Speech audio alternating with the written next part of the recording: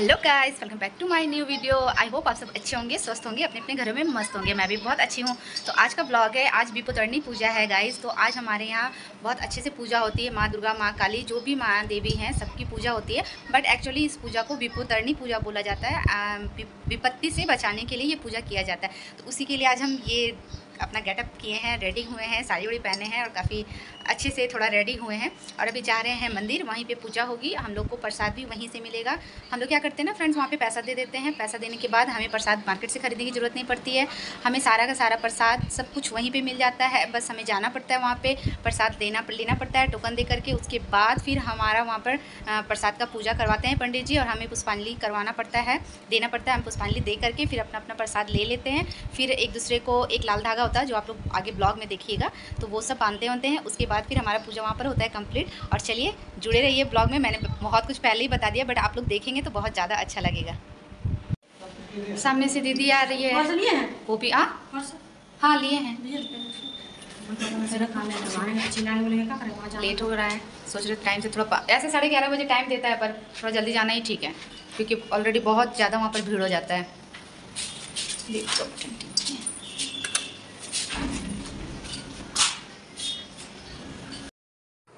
और हम सभी पहुंच गए हैं यहाँ पे मंदिर, जहाँ पे होगी हमारी पूजा। ये देखिए, आप लोग देख रहे होंगे फ्रेंड्स की त्रिपाल से काफ़ी अच्छा से घेरा हुआ है, क्योंकि धूप भी बहुत ज़्यादा था, ताकि हम लोग को धूप ना लगे। और लाइन काफ़ी लंबा लग चुका था। और यहाँ से मेरा पूरा वीडियो वॉइस ओवर जाने वाला है, क्योंकि यहाँ इतनी ज़्यादा भीड़ थी। और पूजा करने हम लोग गए थे, तो मैं ज़्यादा वहाँ पर बोल नहीं सक रही थी। मैं रिकॉर्डिंग खुद से नहीं कर पा रही थी। मैंने खुशी को दे दिया था अपना रिकॉर्डिंग करने के लिए, बस वही कर रही थी। और यहाँ पर मैं मंदिर से जो सीढ़ियों से नीचे चल के आई हूँ, तो यहाँ पर मुझे वो टोकन देना है, जिसके लिए देखिए यहाँ पर भी लाइन बहुत काफ़ी लंबा लगा हुआ है।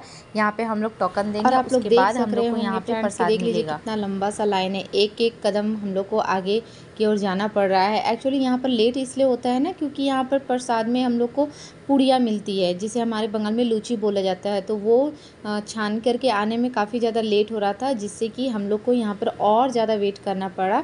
इस लाइन में खड़े रह करके हम लोग को बहुत ज़्यादा ही वेट करना पड़ा।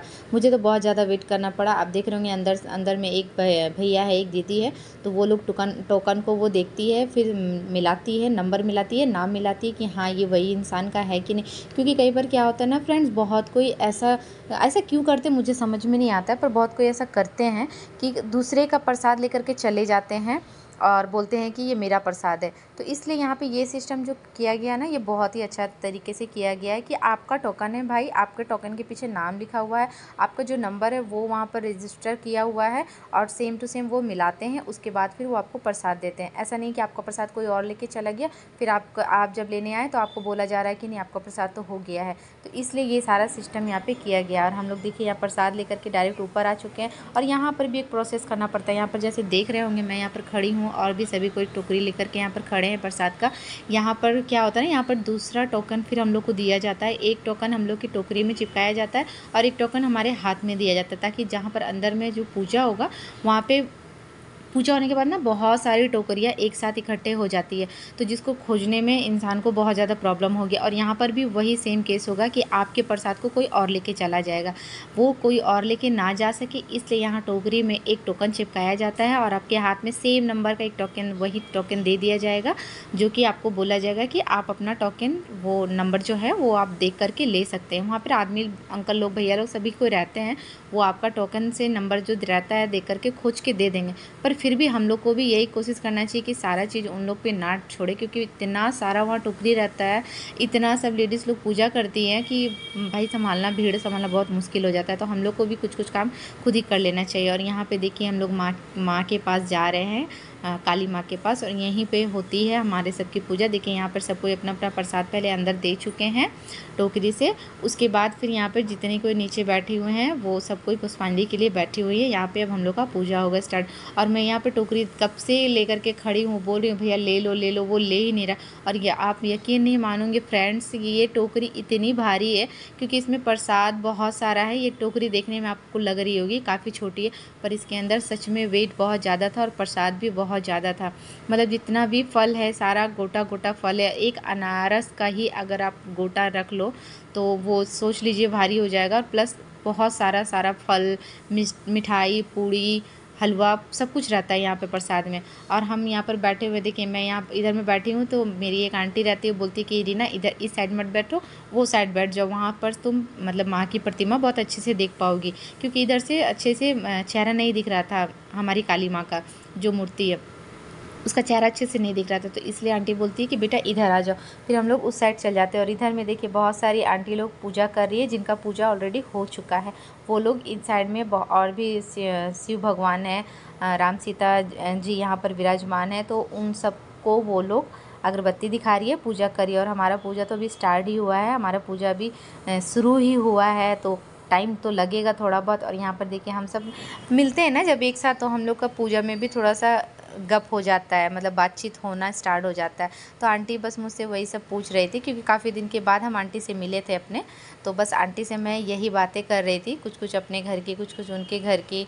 फिर उनका बेटा जो है वो मुझे बहुत मानता है, तो वही मैं पूछ रही थी कि आंटी बाबू ठीक है ना, तो बस यही सब बातें चलती रहती है। और पता है पूजा के बीच में बातें नहीं करनी चाहिए, पर फ्रेंड्स हो जाती है। हम लोग लड़कियों लोग हैं ना, तो लड़कियां लोग कहीं पर भी चुप से नहीं बैठ सकती है। और ये देखिए अब आता है हम लोग का स्टार्टिंग, पुष्पांजलि होने का टाइम। पुष्पांजलि होने के पहले जो मंत्र बोलते हैं ना पंडित जी, वो मंत्र स्टार्ट हो चुका है। आपको सुनाई नहीं देगा फ्रेंड्स, क्योंकि अगर मैं वॉइस ओरिजिनल रखती तो आप लोग समझ नहीं पाते क्या बोला जा रहा है क्या नहीं, क्योंकि आप देख रहे होंगे कि यहाँ पर इतना सारा भीड़ है, तो आप किसका किसका आवाज़ सुनते, जाहिर सी बात है किसी की आवाज़ सुन नहीं पाते। और देखिए यहाँ पर पूजा होना स्टार्ट हो गया है, और अब पूजा हो रहा है। और यहाँ पर पूजा पुष्पांजलि के लिए फूल दिया जाता है, और फूल सब कोई ऐसे टूट पड़ती है लेने के लिए कि बस उन्हीं को मिलेगा, हम लोग को मिलने वाला नहीं है। तो ऐसा नहीं करना चाहिए, वो सभी कोई को ही देंगे। वो भैया देखिए हम लोग के बीच में आ करके एक एक जन को फूल दे रहे हैं, पर सभी कोई ऐसा करती है ना कि मुझे फूल दो, मुझे फूल दो, मतलब उन लोग को लगता है कि सारा फूल बस वही ले ले। और पता नहीं लेडीज़ लोग के प्रॉब्लम, मतलब माइंड में क्या ऐसा बात होता है कि लाल फूल होना बहुत ज़रूरी है। देखो अगर आप मन से पूजा करते हो ना, श्रद्धा से पूजा करते हो ना, तो लाल फूल पीला फूल कोई भी मायने नहीं रखता, फूल फूल होता है, ठीक है। तो सभी कोई अपना अपना फूल ले चुके हैं हाथ में, और देखिए यहाँ पर सब कोई खड़े हो चुके हैं, पुष्पांजलि का टाइम हो चुका है।